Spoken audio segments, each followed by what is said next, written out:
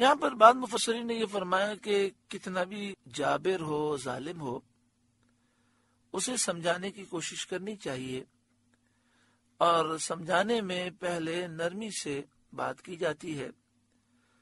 جب وہ نرمی اور پیاری نصیحت کو قبول نہ کرے تو پھر سختی کے مراحل ہوتے ہیں۔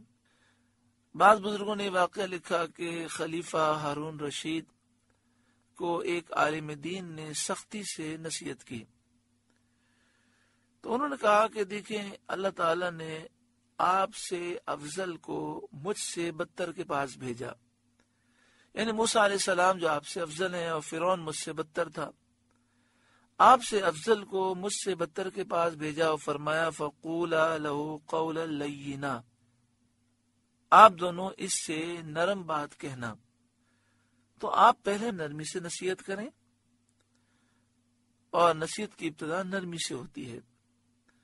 اعلیٰ حضرت امام اہل سنت سے ایک فتویٰ پوچھا گیا کہ ایک مسجد کے امام صاحب ہیں، انہوں نے یہ شرط رکھی ہے کہ پہلی صف میں وہی لوگ کھڑے ہوں گے جن کی داڑھی شریف ہے، اور جو داڑھی منڈے ہوتے ہیں یہ انہیں پیچھے بھیج دیتے ہیں۔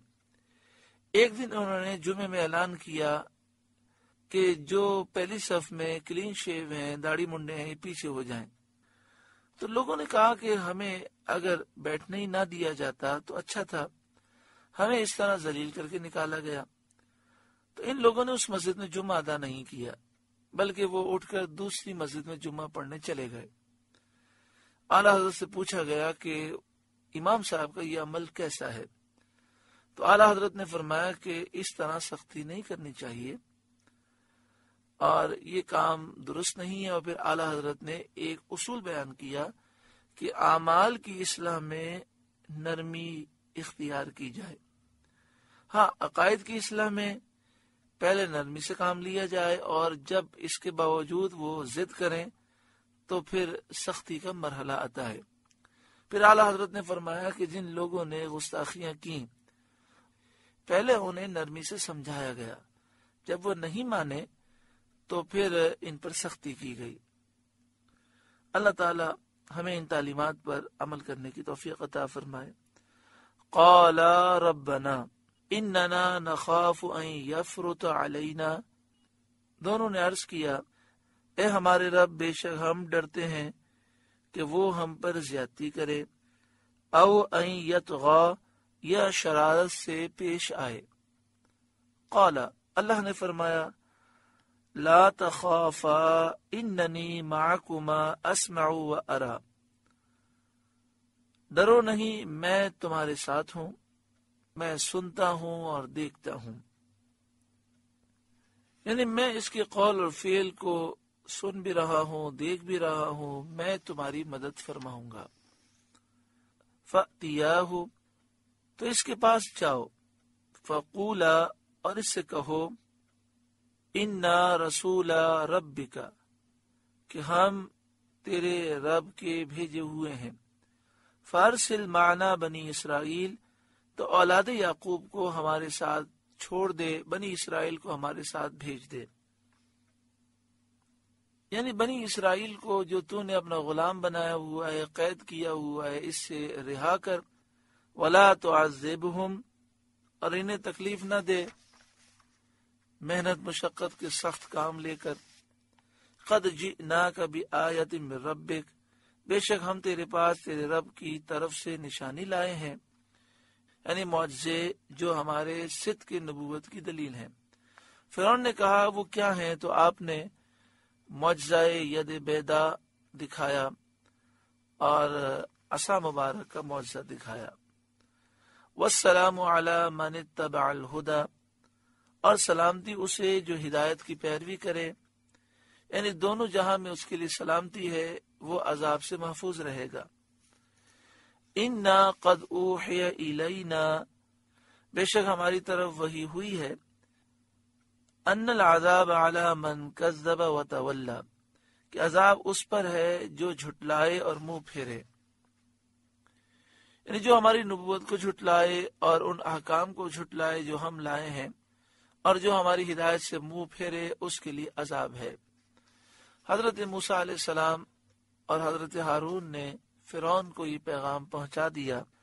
قالا، وہ بولا، فمن ربکما یا موسیٰ، تو تم دونوں کا خدا کون ہے موسیٰ؟ قال ربنا الذی اعطى كل شيء خلقه ثم هدى، آپ نے فرمایا ہمارا رب وہ ہے جس نے ہر چیز کو اس کے لائق صورت دی پھر راہ دکھائی۔ لائق صورت سے مراد یہ ہے کہ ہاتھ کو اس کے لائق ایسی صورت دی کہ کسی چیز کو پکڑ سکے، پاؤں کو اس کے قابل کہ چل سکے، زبان کو اس کے مناسب کہ بول سکے، آنکھ کو اس کے موافق کہ دیکھ سکے، کان کو ایسی کہ سن سکے۔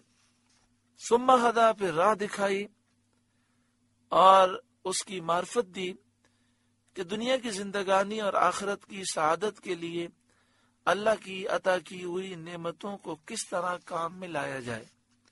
اللہ نے انسان کو سمجھ عطا فرمائی کہ وہ اللہ کی دی ہوئی نعمتوں کے ذریعے دنیا میں بھی کامیاب ہو سکتا ہے اور آخرت میں بھی کامیاب ہو سکتا ہے۔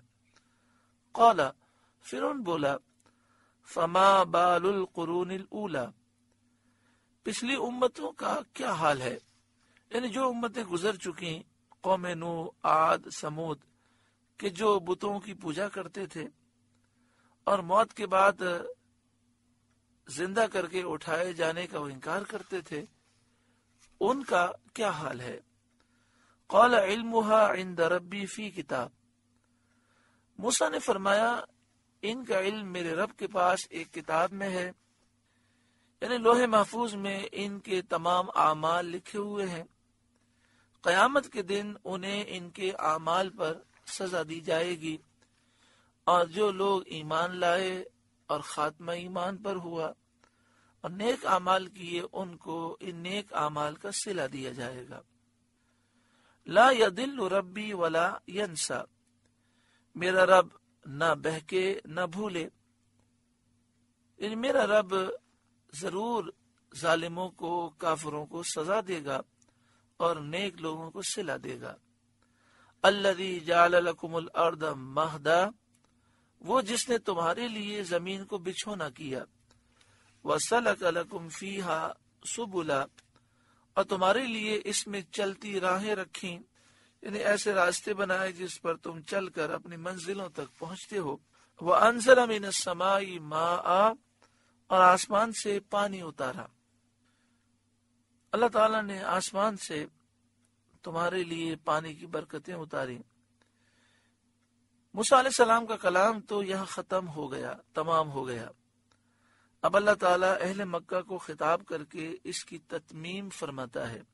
فَأَخْرَجْنَا بِهِ أَزْوَاجًا مِّن نَبَاتٍ شَتَّى، تو ہم نے اس پانی سے طرح طرح کے سبزے کے جوڑے نکالے، یعنی قسم قسم کے سبزے، مختلف رنگتیں، خوشبوئیں، شکلوں کے، بعض آدمیوں کے لیے، بعض جانوروں کے لیے۔ کلوا ورعوا انعامکم، تم کھاؤ اور اپنے مویشیوں کو، اپنے جانوروں کو چراؤ۔ یہ حکم اباحت کے لیے ہے اور نعمت کو یاد کرنے کے لیے ہے، یعنی ہم نے یہ سبزے نکالے تمہارے لیے، ان کا کھانا اور اپنے جانوروں کو چرانا مباح کر کے نکالے۔ ان فی ذلک لآیات لأولی النہی، بے شک اس میں نشانیاں ہیں عقل والوں کو، جو عقل مند لوگ ہیں ان کے لیے اس میں ضرور نشانیاں ہیں۔